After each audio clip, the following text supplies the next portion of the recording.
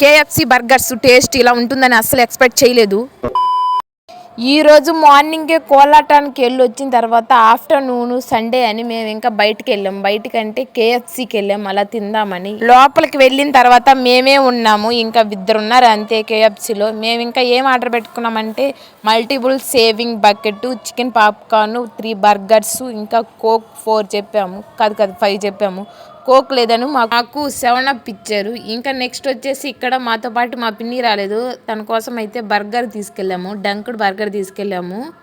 కేఎఫ్సీలో అయితే బర్గర్స్ అంత టేస్ట్ అనిపించలేదు. ఇక్కడ చూడండి మా అత్త తినలేక తింటున్నారు, ఎందుకంటే మధ్యాహ్నం లంచ్ చేసి వచ్చేసారు ఇంటి దగ్గర. నెక్స్ట్ వచ్చేసి మేము అంతా తినేసిన తర్వాత ఇంకా దాని పక్కన ఎగ్జిబిషన్ ఉండింది, శారీస్ డ్రెస్సెస్ అన్నీ ఉన్నాయి. ఇంకా లోపలికి వెళ్ళి చూసాము, కొన్ని శారీస్ తీసుకున్నాము. నెక్స్ట్ వీడియోలో చూపిస్తా. మా అత్తయ్య బెడ్షీట్లు, బ్లౌజ్ పీసెస్ తీసుకున్నారు. ఇంకా అంతే రిటర్న్ అయిపోయాం. మేము ఆ శారీస్ ఎగ్జిబిషన్లో ఏమేమి తీసుకున్నాం నెక్స్ట్ వీడియోలో పోస్ట్